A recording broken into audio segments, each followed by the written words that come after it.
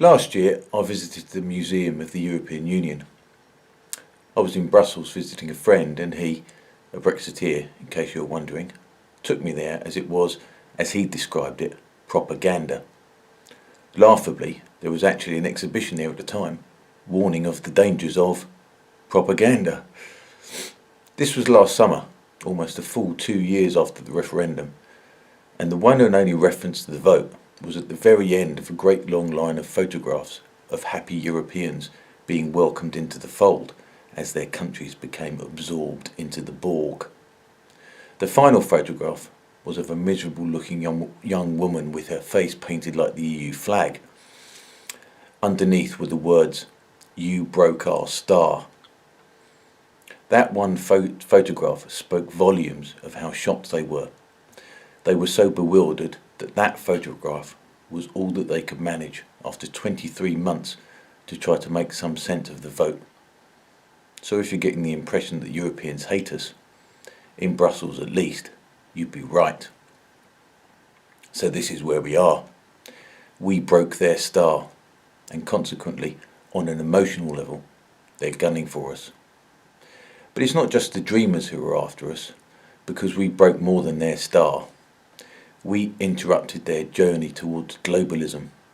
We threw a dirty great spanner in their plans for how the world should be run, and they aren't planning on letting us get away with it. As the Conservative Party continues to tear itself to pieces over the Brexit debacle, with even an opposition so beyond useless that all it can do is watch and hope that the government inflicts such damage upon itself that the Labour Party, with no clear idea of what to do when they get there, can then govern by default. It is baffling that none of those 650 honourable ladies and gentlemen can see what is staring them in the face. Given that the great majority of our MPs are pro-Remain, and that the majority of the electorate are pro-Brexit, it is, however, unsurprising that they are turning themselves into such knots. What we have here in the United Kingdom is what is called a representative democracy, in that we elect MPs to Parliament to do our bidding. Most democracies around the world follow this pattern in the main. To a visitor from another planet, it doesn't look particularly democratic, but there it is, and despite its limitations, it has served us fairly well over the centuries. Our MPs are our representatives, in that they are there to serve our interests. However, they are not robots. They are, more or less at least, human beings with opinions about how the country should be run. Usually, as in most two-party states, there is a free market party which believes that prosperity is the key. Allow people to get rich, they say, and they will make us all richer by increasing the size of the pie. The other party tends to be a party of redistribution. They believe that the pie has to be shared out more equally, and if that means that the pie is smaller, then so be it. So you have your two basic camps, and if you believe in a free market, you vote for that MP, and he or she, in theory, will represent your viewpoint on the matter. Conversely, if you believe in redistribution, you vote for the other guy. Now that's all very well looking at the very basic economic models. When more people believe in the free market, we get a conservative government. And again, conversely, when more people believe in a socialist model, we get Labour. In this way, people are represented. However, things get more complicated when other issues are introduced. Since a two-party state is a pretty blunt instrument when it comes to having people's beliefs represented, it is impossible for one party to be totally in sync with the beliefs of any one voter. So you have the eternal dilemma of the voter, namely having to vote for policies that you don't like, as well as for ones you do. So it's messy. To say that it's imperfect is somewhat of an understatement. And sometimes you even get the situation where a majority of the voting public believe one thing, whilst their representatives believe something else. Capital punishment is a case in point.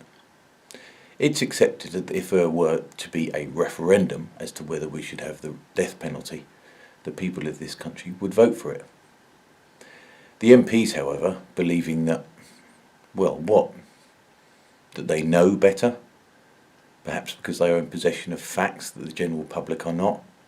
Or more likely, that they believe that they are better than those that they represent. Now, for all sorts of reasons, this is a problem. The main one being that, in this case, the public are not being represented. Now, the British public, in their tolerant pragmatism, know this. But because they are so tolerant and pragmatic, and they believe that even if we cannot execute serial killers and child rapists, that they will at least be safely locked up. Now, so long as this remains the case, the public are content not to force the issue, and therefore tolerate this lack of representation, believing it not to be a hill worth dying on. If it became apparent, however, that dangerous and vile killers were not being safely locked up, this could change. Now, we know that the majority of MPs voted Remain, whilst we also know that the majority of the public voted Leave. And this is a problem. This is a very big problem indeed. There are a few noble and notable examples of former Remainers who are actively pushing for Brexit, and they are to be applauded. Like I said, MPs are not robots and often have their own deeply held opinions. But these selfless few have decided the opinions of their constituents override their own opinions. Not only are these few noble, but they are also humble, believing that the opinions of the many, i.e. their constituents, override the opinion of the one, themselves. And that humility, unfortunately, is in very short supply in the British so-called House of Commons. Many Brexiteer MPs find themselves in the happy position of being in accordance with the majority of their constituents. Most MPs, however, having been revealed as being in opposition to their constituents, do not believe themselves to be primarily bound to be their representative. Instead, they believe that they, as MPs, have a special status, a status that puts them above, and most crucially of all, unaccountable to those that they supposedly represent. A status that they believe gives them carte blanche to say one thing and yet to pursue another. If it were not bad enough that we find ourselves in this position with representatives that do not represent us, we are having to deal with the fact that the chief of all MPs, the PM, happens also to be on the wrong side of the fence to us. Only now is it dawning on us of the now quite obvious folly of having a Remainer lead us to Brexit. There has been much talk of how resilient the Prime Minister is, having been handed an almost impossible task. But it's only impossible because she is determined for us to remain, whilst at the same time seeming to appear to want us to leave. And that is impossible. It's no wonder she can't succeed. She never wanted to. And now we're at an impasse. Remember the Arab Spring? Remember how we all watched, naively hoping that all those authoritarian regimes would fall without a shot and without consequences in the face of people power? Well, Tunisia did, and out of all of them is doing the best. But what of Egypt and Libya and the seemingly never-ending meat grinder of Syria? When the genuine freedom seekers of Syria rose up, buoyed up by the successes elsewhere, tacitly and irresponsibly encouraged by the idiot West, whilst the medieval Machiavellian butchers of ISIS waited in the wings, they crossed a Rubicon. Because being a protester in the West is easy. For some in London, it's a hobby, an afternoon out. If you're trying to earn a living in Middlesbrough or Liverpool or Port Talbot, it's an expensive inconvenience to travel to London for a demonstration. In Algiers or Benghazi, Port Said or Damascus though, it'll get you beaten up, tortured, imprisoned without charge, and maybe even killed. Part of the reason the civil war in Syria went on for so long was because those who had joined the fray and put their heads above the parapet knew there was no going back. There would be no return to normality once the fighting had stopped. There'd be no shaking of hands and talk of water under the bridge. Assad, having seen what happened to Gaddafi, wouldn't be letting bygones be bygones. His secret police would be after you, and they wouldn't stop until they got you. On the 23rd of June 2016, we also crossed the Rubicon when we voted leave. It wasn't quite of the same magnitude as those who defied Bashir al-Assad, but it was a Rubicon nonetheless. Imagine joining a club. Imagine trying to join a club, not necessarily because you really wanted to, but just because you had a fear of missing out. And so you applied to join, but were rebuffed. And so that made you even more eager to join, and so you tried again, and were declined a second time. By this time you realise that in order to get in, you might have to make some serious sacrifices, and so you apply for a final time. And sure enough, in order to be accepted, you not only had to pay an exorbitant membership fee, but you had to break ties with all your old family and friends. But since you were so keen, despite your misgivings, you accepted the terms, but secretly hoped that once you were in, you could change the structure of the club to better suit your own interests. So you join. At first, things go reasonably well. But you notice that one particular member, let's call him Pierre, had the entire structure of the club set up so that it suited him perfectly. And not only that, but that this particular member seemed not to be paying his fair share, even though he was instrumental in making all the decisions. There was one other member, let's call him Helmut, who was paying most of all, but nevertheless seemed to acquiesce in this state of affairs so long as you, the new member, was paying almost as much. But you were dissatisfied with the structure of the club and its direction, and you made this plain. This made you extremely unpopular with the rest of the group. And although sometimes the others thought that you were right, they were content for you to take the heat. They were able to prevent Pierre from always getting his own way, whilst you got the blame. Mostly, however, you were thought of as the lone troublemaker. Then one day you decide to leave. This causes much astonishment, since all members believed that membership of the club was to be valued above all other things. It shouldn't have been such a surprise, since the club had never really suited you, but nevertheless there was disbelief that you could take such a decision. Despite your reputation as a troublemaker, the club had nevertheless become rather used to your hefty membership fee, and are horrified that it will no longer be available to them. Helmut is particularly concerned, since he is already paying more than anyone else. Despite you saying that you want to leave, you're however still saying that you want some of the benefits of the club, even after you've left. Of course, this is unacceptable. Either you're in or you're out.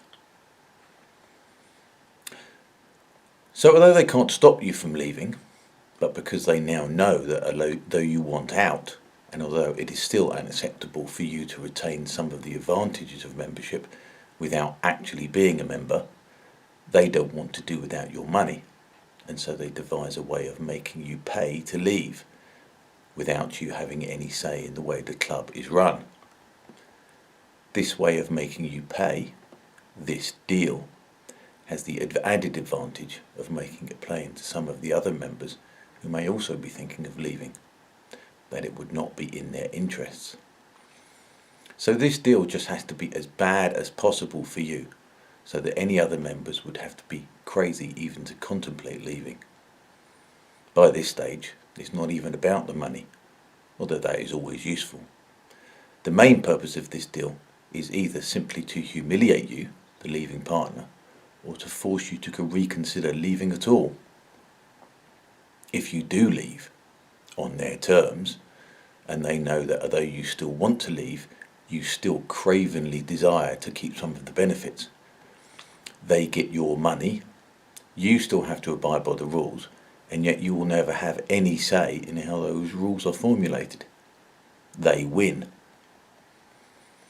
But, on the other hand, it may even be better for them if you change your mind.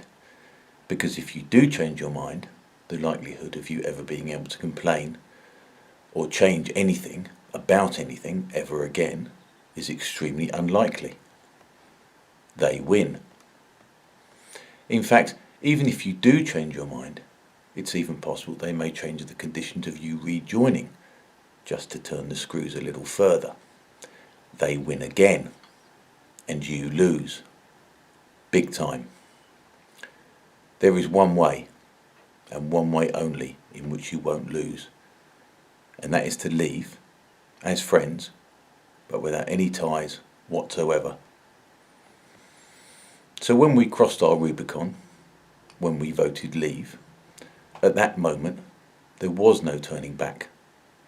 The bond of trust, as far as it went, had been broken. The Europeans, at least in the political class, are pissed off with us, and like pissed off people, they are going to have to take their time in getting over it. To them, it feels like a rejection, which it is, but stupidly they are taking it personally and behaving in a personal manner. At the moment, they are seeking revenge on an emotional level, which is not really how international diplomacy should be handled, but there it is. On an emotional level, they are feeling insulted that we have rejected their grand vision. Because ever greater union, that aim of continued integration, that is at the heart of the European philosophy, happens also to be at the heart of the globalist mindset. The amalgamation of all the diverse European nations into one amorphous titan, supposedly to be able to compete with the United States, China and other up-and-coming superpowers like India and Brazil, is really just a step on the road to a one-world government. And by voting leave, we lobbed the biggest, dirtiest and most destructive spanner into the machinery of globalism that they have ever had to deal with. It's not so much that Britain is such a major player in the world, even though it has the world's 5th or 6th largest economy and Europe's largest after Germany. It still only equates to less than 1% of the world's population and contributes only 10% to the EU's budget. Our departure is more symbolic than anything. We rejected the ideal, the dream. We rejected the intermediate aim of a European empire, as well as the logical conclusion of an eventual one-world government. So let's imagine that we had another referendum. Let's imagine, for argument's sake, that the Remainers won. Imagine the following morning, bright and early in the European Parliament, in Brussels or Strasbourg or wherever the fuck it is. The whole saga of Brexit is forgotten as if it never happened. The first item on the agenda is proposed. It could be something utterly innocuous, or it could be something somewhat less innocuous, like the creation of a European army, for instance. The British delegation objects to the proposal. What do you think their response will be? You think it will be taken seriously? Or will they just say, "What are you going to do? Leave? You've tried that already, remember?" Before they all collapse in peals of derisive laughter, knowing that we have no other cards to play. No, we have passed the point of no return. We have burned our bridges. We burned our bridges 2.5 years ago, on the 23rd of June 2016, when we broke their star. And there's no turning back from that.